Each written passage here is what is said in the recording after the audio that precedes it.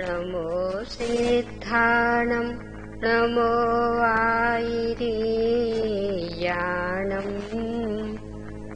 नमो वज्झायाणं नमो लोये सविसाहुणम् निज दोष बस जड़ अथिर तन में रहा पर में सदा थिर सचेतन ही रहा हूँ।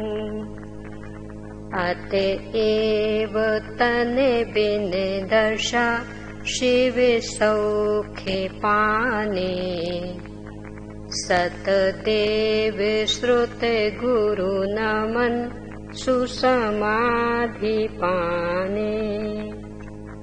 सतदेव श्रुत गुरु नमन सुसमाधि पाने। जीवन में समता भाव कैसे रहे और शरीर आदि संपूर्ण ही संयोगों को समता भाव पूर्वक कैसे छोड़ सकें, इस संदर्भ में सलेखना रूप महामहोत्सव की पूर्व तैयारी के रूप में अपन चर्चा कर रहे हैं। एक बिंदु पर अपनी चर्चा हुई कि अपन अनादि अनंत तत्व हैं,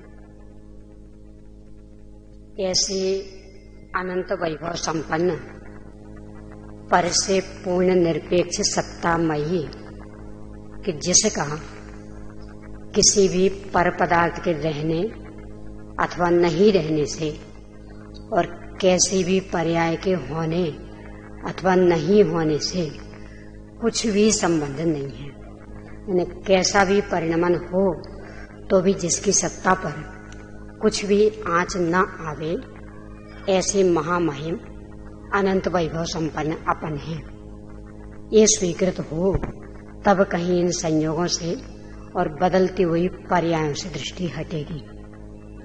इसके बाद कल जो अपन ने चर्चा की थी वो ये कि जो भी ये संयोग हैं, चाहे वो स्वयं शरीर हो वो चाहे धन कुटुंब आदि हो, जो भी संयोग हैं वे सब अस्थिर हैं, अशरण हैं और असार हैं। यानी इनके टिकने का कुछ भी भरोसा नहीं है। या तो अपन इनको छोड़ करके कभी भी जा सकते हैं अथवा ये अपने को छोड़ करके कभी भी जा सकते हैं। और जब तक हैं तब तक भी अपने को सहारा देने वाले नहीं हैं, अपन भी इनको सहारा देने वाले नहीं हैं। जो भी अपने को भोगना पड़ेगा अथवा इनको भोगना पड़ेगा वह स्वयं एकाकी ही भोगना पड़ेगा। ना अपने को उनकी मदद मिलनी है और ना उनको अपनी मदद मिलनी। और इसी प्रकार से असार भी कि जब ये शरण देने में समर्थ ही नहीं है तो इनका होना और नहीं होना अपने लिए बिल्कुल एक जैसा हो गया। यानी रंच मात्र भी सारपना अपने लिए इनका अथवा इनके लिए अपना नहीं है। इन तीन बिंदुओं को ही और विस्तार से आज लेना है। पहला तो अनित्यता मतलब क्षण भंगुरता यानी कि अस्थिरता। आज के जमाने में तो संयोगों की अस्थिरता समझने के लिए कोई ज्यादा ही सोच विचार करने की आवश्यकता हो ऐसा नहीं है। कदम कदम पर प्रति क्षण ये ख्याल में आता कि एक क्षण पहले क्या स्थिति थी और एक क्षण बाद क्या स्थिति बन गई। सभी प्रकार की, चाहे वो धन हो, चाहे कुटुंब हो, चाहे अपनी शरीर की स्थिति हो, यानी कितनी क्षणिकता की सूचना देने वाले आज के प्रसंग हैं। वैसे तो हमेशा ही वस्तु व्यवस्था रही है, उत्पाद व्यय द्रव्यात्मक प्रत्येक समय वस्तु है, तो उत्पाद व्यय का तो स्वभाव ये परिणमनशीलता, पर आज तो और भी अधिक दिख रहा है ना। हो सकता इतना अधिक परिवर्तन पहले कभी न दिखा हो इस तरह का। यानी एक क्षण पहले का अरबपति और एक क्षण बाद का रोडपति बन जाए, इतना हो सकता पहले भी ना देखा हो। ये कहीं भी भूकंप आ जाते हैं, बाढ़ आ जाती है, बम गिर जाता, क्या स्थिति रहती। एक क्षण पहले जो अरबपति था और एक क्षण बस सब स्वाहा, कुछ नहीं। एक क्षण पहले भरा पूरा परिवार, यानी एक एक परिवार में 50-50 व्यक्ति, इतना बड़ा परिवार, और एक क्षण बाद अकेला बसता, कोई भी नहीं। कितने प्रसंग आए दिन सुन रहे हैं अपन। किसी भी पेपर को उठा के देखो, रोज ये घटनाएं मिल जाएंगी। क्षण भर पहले ऐसी स्थिति थी, क्षण भर बाद वैसी स्थिति बन गई। यानी पुराणों में तो ऐसी स्थिति बदलने में कुछ दिन लगे होंगे, कुछ घंटे लगे होंगे। अभी तो सेकंड नहीं लगते। एक सेकंड पहले ऐसी स्थिति, एक सेकंड बाद ही। अभी जो पिछले साल भूकंप आया था 26 जनवरी, क्या स्थिति थी, यानी सेकंडों में बदल गया। और शरीर की भी यही स्थिति। एक क्षण पहले बिल्कुल हट्टा कट्टा दिख रहा, और एक सेकंड बाद सब हार्ट अटैक, वो भी सीरियस, अथवा सीधा हार्ट फेल, खत्म। एक सेकंड पहले जिससे अपन बात कर रहे थे, एक सेकंड बाद ही चला गया। कितनी क्षणिकता ख्याल में आ रही। तो ये क्षणिकता यदि अपने को निरंतर ध्यान में रहे तो किन संयोगों को लेकर के दीनहीन बने और किन संयोगों को लेकर के अकड़े। कहीं अवसर है कि सब बहुत दरिद्र स्थिति, बहुत शरीर की बीमारी स्थिति, तो वो दरिद्रता भी संयोग है ना, वो भी कब मिट जाएगी, कब नष्ट हो जाएगी, ये ख्याल में है। किस पर दीनहीन हो रहा है? ये सब बहुत अस्वस्थ था, बहुत बीमार, कि वो जो अत्यंत भयंकर बीमारी दिख रही है, हो सकता उसमें ही शरीर का परिवर्तन हो जाए और वैकृत शरीर मिल जाए। तो ऐसा शरीर मिल जाए कि पूरे जीवन भर सागरों पर्यंत कोई भी शारीरिक बीमारी का अवसर ही ना रहे। और जो अभी यहाँ दरिद्रता दिख रही थी, वही उस वैकृत शरीर के वातावरण में उसके लिए कहीं कोई सोचने को भी अवसर ना रहे। और प्रति समय में परिवर्तन हो ना, एक एक समय में परिवर्तन हो जाना। तो किसको लेकर अपन दीनहीन हो रहे? और ऐसी घमंड के लिए कि हम तो बहुत बड़े आदमी, कि ये जो धन का वैभव है, जिसको देख करके अकड़ रहे, ये शरीर के अंत होने के बाद तो जो स्थिति बननी है सो बननी है, पर शरीर के रहते भी एक क्षण में बदल सकती। एक क्षण पहले जहां भूकंप की कोई संभावना नहीं थी, और एक क्षण बाद ही भूकंप आया और पूरा एयर कंडीशन मकान स्वाहा, सारे कल कारखाने खत्म। किस पे अकड़ रहे, किस पर घमंड कर रहे? यानी शरीर छूटने के बाद तो छूटेंगे तब तो बहुत दूर का, या तो शरीर रहते रहते ये सब समाप्त हो रहा। यानी क्षण भर में रोडपति बन जाना, क्षण भर में पेट भरने के लिए वहां जो हेलीकॉप्टर से रोटियां गिराई जा रही हैं, हेलीकॉप्टर से बिस्किट के पैकेट गिराए जा रहे हैं, एक हमें भी मिल जाए ऐसा सोच करके भिखारियों की लाइन में लगने का नंबर आ सकता है। वो कितना आया, कितना कितना देखते सुनते।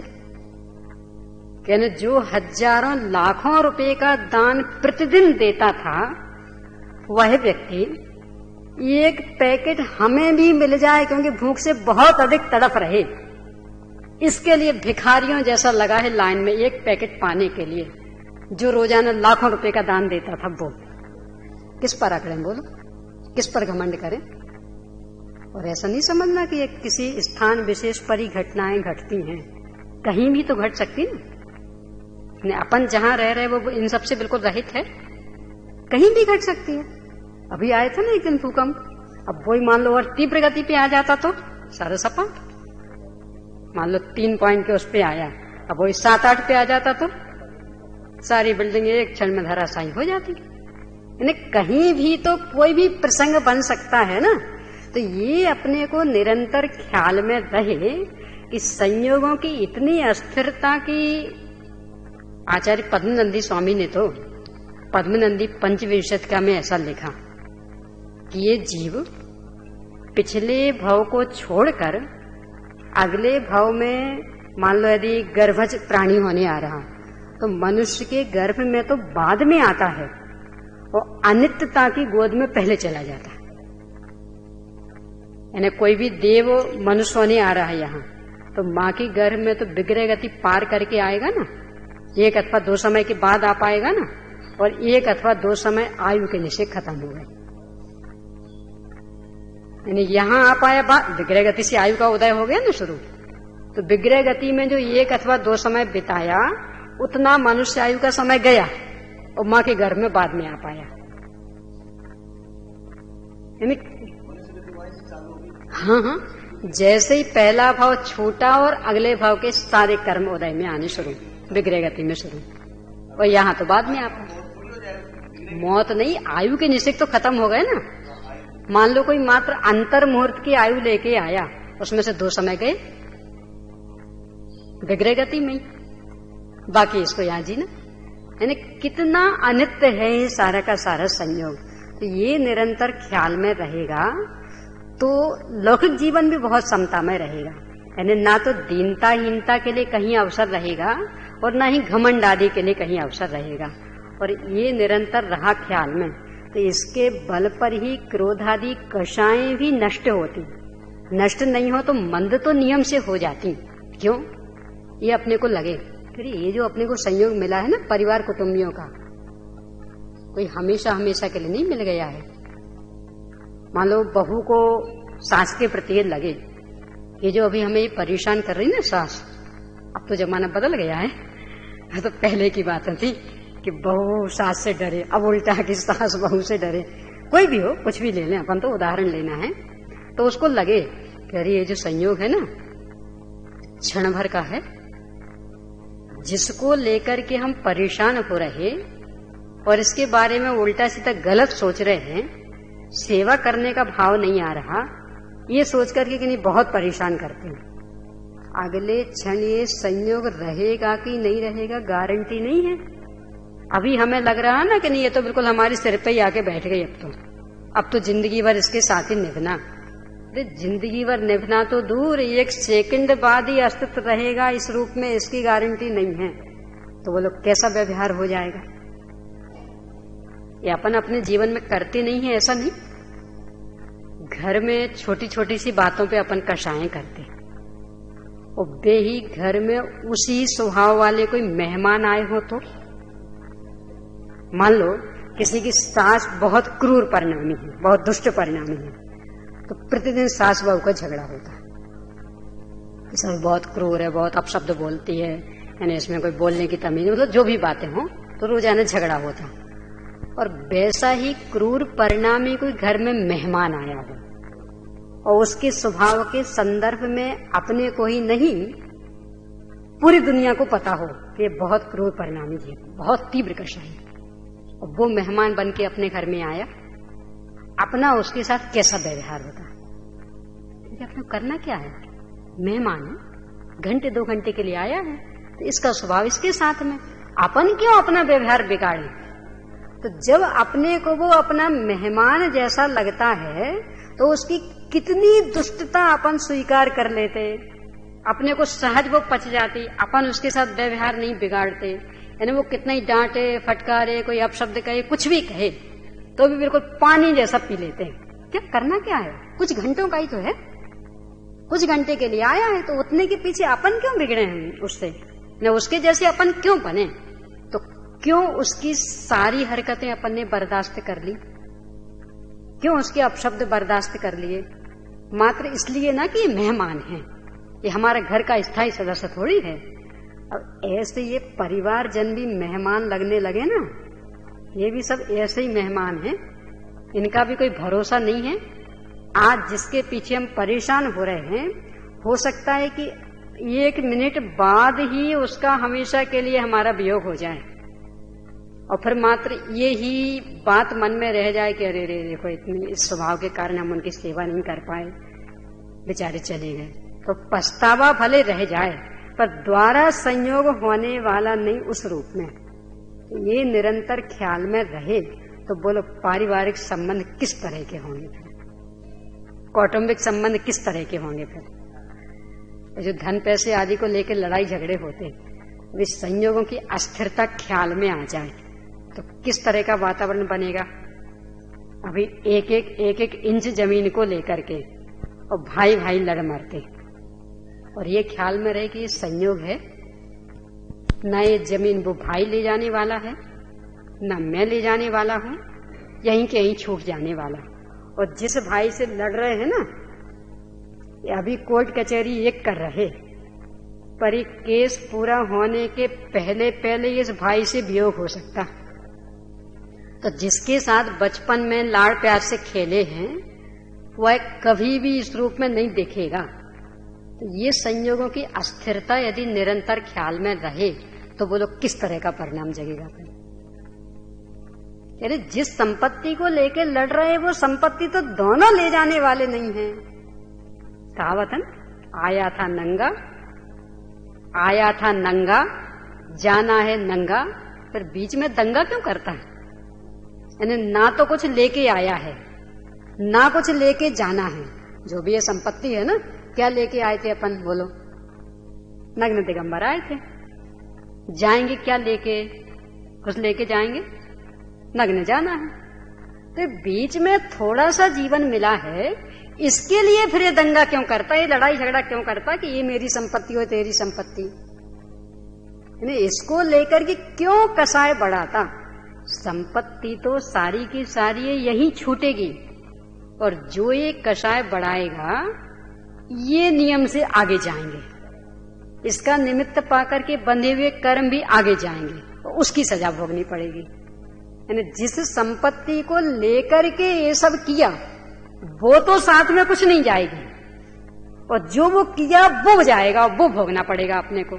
तो ये निरंतर अपने को ख्याल में रहे तो कौन परिणाम बिगाड़ने का प्रयास करेगा।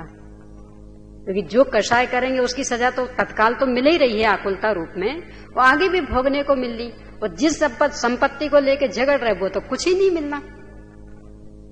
यानी अभी एक एक इंच जमीन को लेकर के कोर्ट में जा रहे हैं, तो क्षण भर में ही भूकंप आया और न तुम्हारा रहा न हमारा रहा, तो क्यों झगड़ रहे थे। और ये कभी भी बन सकता है ना प्रसंग, यानी शरीर छूटने के बाद ही बनेगा ये बात नहीं, शरीर रहते रहते भी बन सकता। मंगत राय जी ने लिखा बहुत अच्छा, 12 भावना की जो भूमिका बनाई उसको लेके।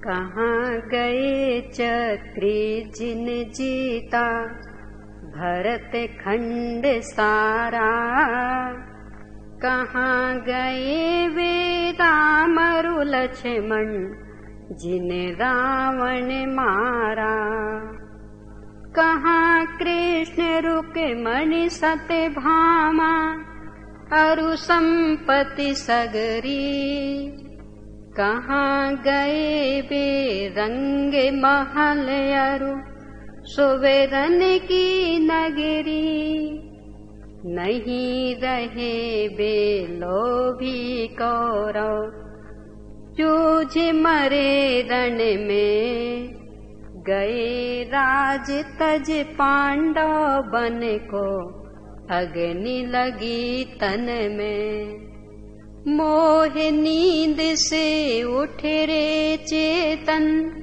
तुझे जगावन को, हो दयालु उपदेश करें गुरु 12 भावन को। ये दृश्य सामने आ जाए इसके लिए गुरु उपदेश कर रहे। क्या दृश्य, कौन रहा, सोने की थी लंका नगरी, कहाँ गई, 3 खंड का अधिपति था रावण, कहाँ गया, कृष्ण 3 खंड के अधिपति थे, कहाँ गए, राम लक्ष्मण भी कहाँ गए। यानी किसकी संपत्ति ये होकर रही, जिस संपत्ति को लेकर इतना परेशान हो रहे हैं वो किसकी टिकी, उस संपत्ति का मालिक भी कौन टिका, न गरीब रहे न अमीर रहे, दोनों को ही जाना पड़ा। तो जब दोनों को ही जाना है तो क्यों इसको लेकर दीनहीन हो, क्यों इसको लेकर घमंड करें, और क्यों इसको लेकर के लड़ाई झगड़ा करें।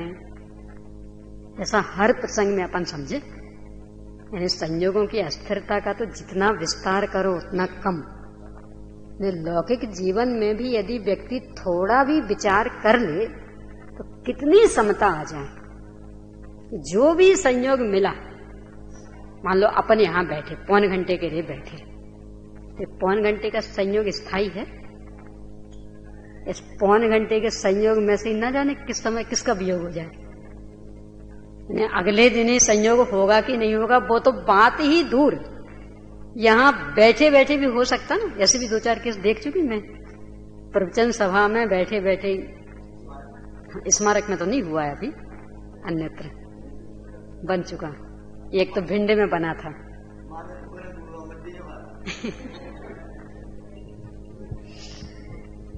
ये मत होने देना, ये बात सोचने की बजाय ये सोचो कि ऐसा ही हो सकता है, क्यों नहीं हुआ ये आश्चर्य। क्योंकि संयोग है ना, संयोग तो कहते उसे कि वियोग हो, यानी इतने दिन तक कैसे ये संयोग टिक रहा, इस पे आश्चर्य होना चाहिए। ये सब जो एक मेला लग गया है इतने दिन तक कैसे बन रहा, क्योंकि यहाँ तो प्रति क्षण सब विनाश को प्राप्त हो रहा, तो इतने दिन तक टिक कैसे गया, स्थायी कैसे हो गया, इस पे आश्चर्य हो।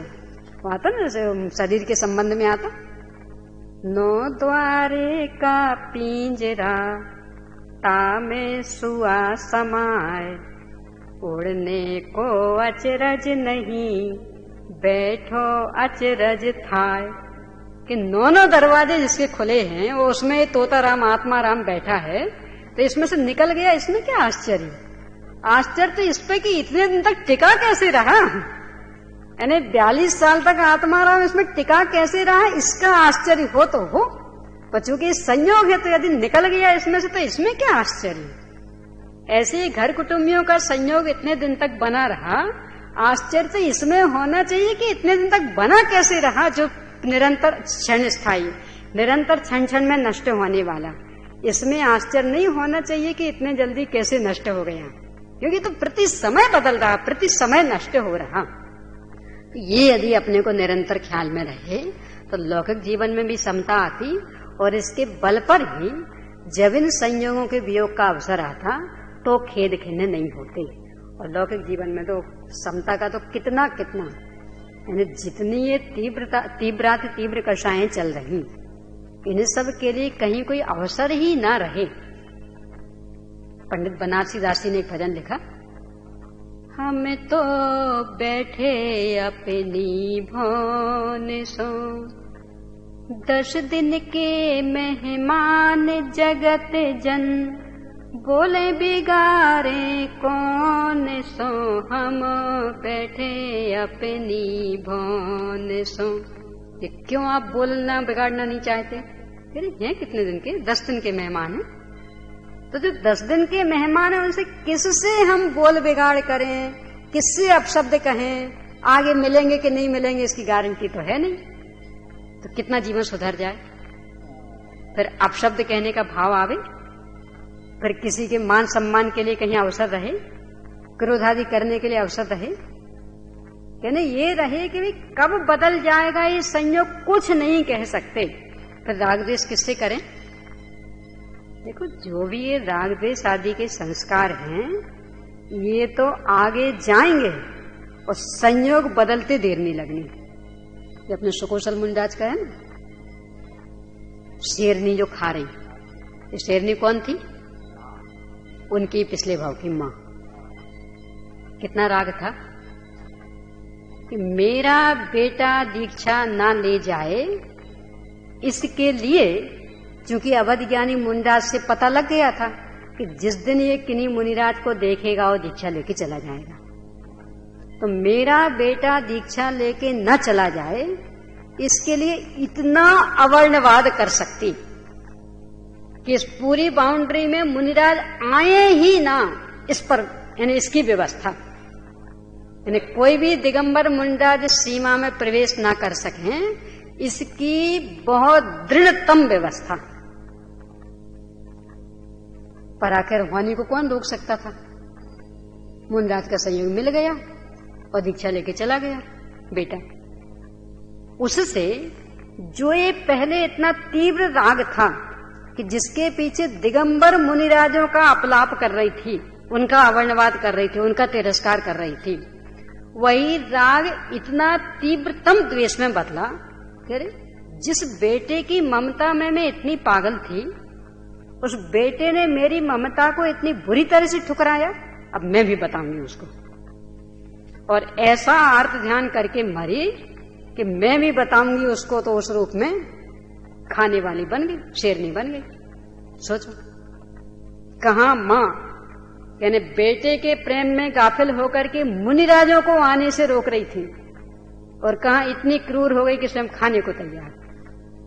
ये सुकुमाल मुनिराज का भी, जो इसे स्यालनी खा रही, पहले भाव की भाभी थी,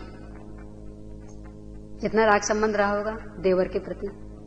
और बाद में अरे ये इसने मुझे लाते मारी थी, अब मैं भी जब क्षमता पाऊंगी तो इन्हीं लातों को खाऊंगी। और पाली क्षमता और अपने देवर के जीव को खा रही है। यानी राग देश के संस्कार ये तो आगे जाएंगे और ना जाने कितने भाव तक अपने को परेशान करेंगे। और जिस संपत्ति को लेकर के, जिस संयोग को लेकर के राग देश के संस्कार डाल रहे हैं, उन संयोगों का कुछ भी भरोसा नहीं। यानी जिस संपत्ति को लेकर के लड़ रहे हैं वो संपत्ति तो नियम से जाएगी, और जो वो लड़ाई का संस्कार वो आगे भी अपने को परेशान करेगा। तो ये निरंतर ख्याल में रहे कि जितना जो कुछ संयोग है वो पूर्णतया अस्थिर, उसको किसी भी कीमत पर टिकाना संभव नहीं है। तो ना दीनता-हीनता के लिए अवसर रहेगा, ना अकड़ के लिए अवसर रहेगा, घमंड के लिए अवसर रहेगा। और जब ये अवसर नहीं रहे तो अपने आप ही संभाव रहेगा, कौन छोटा कौन बड़ा, जीव तो सब जीव एक से हैं। अब इस धन संपत्ति को लेकर के छोटे बड़े का व्यवहार कर रहे हैं ना, इस रूप रंग को लेकर के छोटे बड़े का व्यवहार कर रहे हैं ना, कुटुंब को लेकर के छोटे बड़े का व्यवहार कर रहे हैं ना, पर ये तो सब संयोग है। तो ये अपने को निरंतर ख्याल में रहे तो कौन छोटा हो कौन बड़ा, फिर किसका मान करें और किसका अपमान करें, किसको नीचा दिखाएं किसको ऊंचा दिखाएं। तो लौकिक जीवन भी अपने आप समतामय हो, और इस समता के संस्कार से अगला वो भी नियम से समतामय होगा। इस समता के बल पर ही जब भी संयोग छूटेंगे तो उस समय भी समता बनी रहेगी। क्यों? कि हम तो पहले से ही जानते थे छूटने वाला ही है, तो छूट गया तो इसमें आश्चर्य क्या। यानी नहीं छूटा आश्चर्य तो इसमें हो कि अरे इतने दिन तक टिक कैसे गया, और हम तो पहले से ही समझ रहे कि छूटने वाला। तो जब छूटने का प्रसंग आएगा तो अपना चित्त आंदोलित नहीं होगा, समता बनी रहेगी। ये हुआ अस्थिरता का। अब इस दृष्टि से विचार करना तो लगेगा कि जितना जो कुछ संयोग वो कितना अस्थिर। अब इसके बाद आचरण, कि जब तक है तब तक भी कौन सा सहारा मिल रहा है इनसे। जब तक ये धन कुटुंब है तब तक तो हमारी सेवा शुश्रूषा हो रही ना, तब तक तो सहारा दे रहे ना। धन है तो आराम से अपनी व्यवस्थाएं बन रही हैं, कुटुंब है तो आराम से अपनी बाकी यानी देखभाल की व्यवस्थाएं बनी हैं। यानी धन है तो अपनी रोटी पानी की व्यवस्था बन रही है, आराम से सब साधन मिल रहे हैं। और कुटुंब भी हैं तो अपने रोटी बनाने वालों की व्यवस्था बन रही है, रोटी देने वालों की व्यवस्था बन रही है। तो तब तक तो ये हमारे लिए सहारा दे रहे ना। कह रहे तब तक भी कहाँ दे रहे, कितने अपन असहाय हैं इन संयोगों के बीच में, कितने अनाथ हैं। विचार नहीं कर रहे इसलिए लग रहा। विचार करें, मान लो अरबपति व्यक्ति है और पूरा घर कुटुंब, यानी पत्नी भी है, बच्चे भी हैं, बहुएं भी हैं, पोते भी हैं, पोते मतलब सब कुछ, नौकर चाकर है, सब कुछ, पूरा घर कुटुंब है। और सिर में भयंकर दर्द हो गया, सिर में भयंकर दर्द हो गया। कौन मेटने में सक्षम, उस दर्द को कौन बांटने में सक्षम, कितना अनाथ है। यानी यदि वो सिर में भयंकर पीड़ा हो रही है तो वो अरब रुपया क्या कर लेगा। और डॉक्टर आ भी गया, दवा भी दे दी, पर यदि तेरे पुण्य का उदय नहीं हो, वो दवा कुछ भी सफल नहीं हो रही, तो वो डॉक्टर क्या कर लेगा, क्या कर लेंगे वो अरब रुपए। वो पत्नी भी क्या कर लेगी, वो बेटे बहू भी क्या कर लेंगे, वो पोता पोती भी क्या कर लेंगे। बोलो कितने अनाथ हैं, कितने आश्रय हैं। यानी जो भी होगा वो अकेले ही सारा भोगना पड़ेगा ना, जो भी कष्ट होगा। विचार करना, वो अनाथ राजा की कहानी तो सुनी होगी ना, अनाथ मुंडात। एक राजा था, दीक्षा लेगी, जंगल में अकेले तपस्या कर रहे थे। वहां से एक दूसरा राजा निकला, वो परिचित था उनसे। तो उसको ऐसा लगा कि हो सकता इसका राज्य किसी ने छीन लिया होगा, तो इसलिए दीक्षा लेके निकल आया। तो आया, उनसे मिला और बोला कि साहब ये वेश क्यों धारण कर लिया आपने?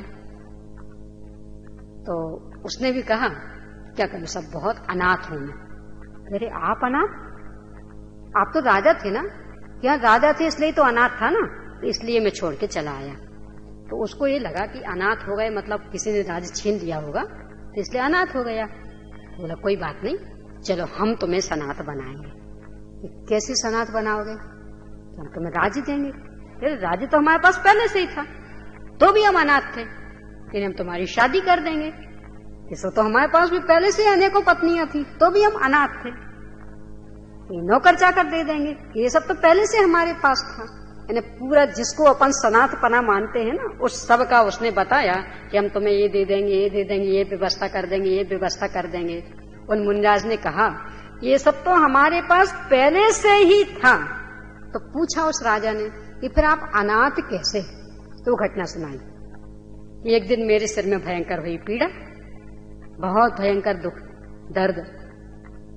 सारे राज वैद्य उपाय कर करके हार गए, पर मेरी पीड़ा को कम नहीं कर पाए। वहां पिता परेशान हो रहा, माँ परेशान हो रही, पत्नी परेशान हो रही, बेटे बहू परेशान हो रहे, नौकर चाकर परेशान हो रहे, पर रंच मात्र भी मेरी पीड़ा को कम नहीं कर पाए। तब मुझे ख्याल में आया कि ओह मेरे कितना अनाथ हूं, यानी मेरे कोई भी कुछ भी शरण देने वाला नहीं है। तो अब तो मैं वह दशा प्राप्त करूंगा कि जहां ऐसा अनाथपना ना रहे, यानी ये सब प्रसंग ही नष्ट हो जाए, इसलिए मैं दीक्षा लेके निकला हूं। अपन भी सोचें, अभी जिन संयोगों को पाकर के सनातपना महसूस कर रहे हैं ना, अरे सो हमारे पास क्या कमी, सब शरणभूत, बढ़िया मकान है, एयर कंडीशन मकान है, एयर कंडीशन गाड़ी है। मैं बाबू भाई जी की भाषा में कहे ना, लाड़ी गाड़ी बाड़ी सब कुछ है, क्या कमी क्या है बोलो? भरपूर बढ़िया कुटुंब है, सब धंधा पानी सब व्यवस्थित चल रहा। हम तो कितने सनात, कमी क्या है? बस एक मुंह से शब्द निकाला नहीं कि तत्काल हाजिर होती है सामग्री, क्या कमी है?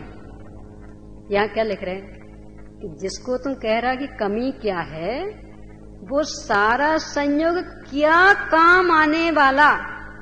सिर में थोड़ी सी भी पीड़ा हो गई तो उस पीड़ा को बांट करके भोगने की क्षमता तेरे इन संयोगों में से किन्हीं में भी है। वो प्यारी पत्नी जो कहती है कि नहीं ये तो मेरे प्राण प्रिय, ये तो मेरे प्राण ही हैं, तो जिनको प्राण मान रही ना, वो उस प्राण पे ही हो गई वो पीड़ा, कितना बांट लेगी? तुम भी जिसे कहता नहीं कि ये तो मेरी प्राण प्यारी, इसके बिना तो मैं रह ही नहीं सकता, तो उस पत्नी की पीड़ा हुई है सिर में, कितना बांट लेगी? कितना बांट लेगा तुम? बांट सकता? यानी जो भी दुख दर्द होगा कर्म के उदय में, उसे हम अकेला अकेला ही भोगना पड़ेगा ना, कौन मदद कर देगा? इन्हें सब डॉक्टर वैद्य तो हम जोड़ देंगे ना, दवा औषधि आदि की व्यवस्था तो कर लेंगे ना, तो बस वो व्यवस्था ही कर सकते हो, वो भी पुण्य के अधीन होगी तो। क्योंकि पुण्य का उदय नहीं होगा तो अपना फैमिली डॉक्टर भी और बिल्कुल पास में ही हो और फिर भी नहीं मिले मदद, तो नहीं मिले। लाल बहादुर शास्त्री जी के संदर्भ में कहा जाता कि जब वहां ताशकंद गए और डॉक्टर तो साथ में लेके गए थे, और वहां एक कमरे में ये लेटे थे, दूसरे कमरे में बगल के कमरे में ही डॉक्टर था, और पूरा बराबर मतलब दवाइयों का बॉक्स वगैरह सब कुछ साथ में, पूरा अप टू डेट बिल्कुल रेडी, यानी ऑर्डर बिल्कुल पूरा फुल तैयार। और फिर भी जब हार्ट का दौरा हुआ तो इतनी क्षमता नहीं रही कि उसे बुलाएं तो आवाज दे सकें। खत्म। क्या काम आए डॉक्टर, क्या काम आया वो औषधियों का बॉक्स? यानी अपने पुण्य का उदय नहीं होगा, इन संयोगों को टिकने का अवसर नहीं होगा, तो कितने ही संयोग जोड़ लेना क्या काम दे पाएंगे, क्या शरण दे पाएंगे, क्या सहारा देंगे? सुना था अपने देवशास गुरु की पूजन वाली जो 12 भावना जयमाला में, मैं एकाकी तो लिए सब ही आते, तन धन को साथी समझा था, पर ये भी छोड़ चले जाते। क्या शरण दे देंगे? पहले वे स्वयं शरणभूत हो तब हमें शरण दे पाएंगे ना। पर जब स्वयं ही नहीं टिकते हैं तो हमें सहारा क्या दे देंगे? जहाँ देह अपनी नहीं, तहाँ न अपना को, घर संपत्ति पर प्रगट, पर है परिजन लोय। जब शरीर जो कि बिल्कुल जन्म से संपर्क में है, 24 घंटे संपर्क में रह रही, यही अपनी नहीं बन पाती है, इस पर ही अपना कुछ अधिकार नहीं चलता है, तो जो प्रत्यक्ष क्षेत्र से भिन्न है वहां क्या अधिकार चलेगा? वो अपने लिए क्या शरण दे देंगे, कैसे सहारा दे देंगे, अपन उनके लिए कैसे सहारा दे देंगे? यानी जो भी सुख दुख भोगना पड़ेगा अकेला ही भोगना पड़ेगा। नरक निगोद में जाएंगे तो भी अकेले ही, और इतना ही नहीं, स्वर्ग मोक्ष प्रकट होगा तो भी अकेले ही, स्वर्ग में जाएंगे तो भी अकेले ही, और आत्म कल्याण होगा तो भी अकेले ही। रंच मात्र यहाँ सहारे के लिए गुंजाइश नहीं। यानी असहाय वस्तु स्वरूप है, निस्सहाय वस्तु स्वरूप है।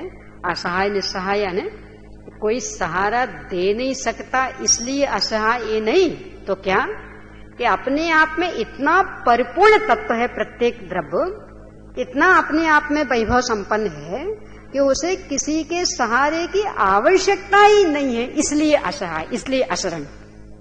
यानी हमारे में कमी है क्या कि जो दूसरों की मदद लें?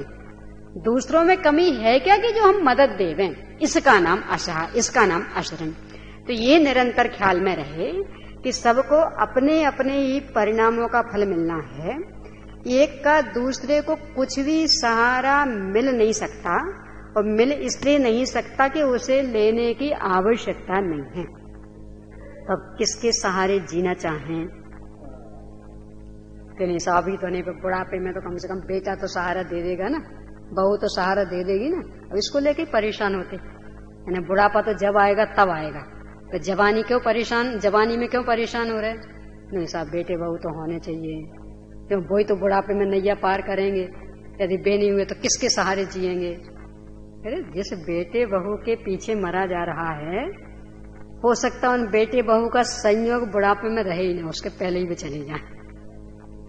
और संयोग चले जाने का मतलब कोई देह से ही चले जाएंगे ऐसा नहीं, क्षेत्र से क्षेत्रांतर हो जाए, कहीं से कहीं रहने लगे। तो कहीं से कहीं का मतलब कोई दूसरे शहर में ही रहने लगेंगे इतना ही नहीं, दूसरे मकान में ही रहने लगेंगे इतना ही नहीं, एक ही मकान में दूसरे कमरे में बैठे तो वहां भी कहाँ सहारा देने वाले को? यहाँ तुम्हारा हार्ट अटैक हुआ, उसी समय हार्ट फेल, अब बैठे रहेगा बेटे बहू क्या कर लेंगे? क्या सहारा दें वो? कि पुण्य का उदय नहीं हो, इस शरीर में टिकने की योग्यता नहीं हो, तो पास में भी बेटे बहू बैठे रहे तो क्या मदद दे देंगे, क्या कर लेंगे? यानी जितने जो कुछ भी संयोग हैं वे सब अशरण हैं, किसी भी रूप में मदद देने में सक्षम नहीं है, मदद लेने की भी अपने को आवश्यकता नहीं है। यदि ये निरंतर ख्याल में रहे तो जो अभी अपने को इनको लेकर के दीनता हीनता होती, तो सब आप तो ठीक है, आपके तो बेटे बहू, तो आपका तो बुढ़ापा अच्छे से कट जाएगा, हमारे तो कोई बेटे बहू नहीं है, अब हमारा क्या होगा, बुढ़ापे में कौन मदद देगा?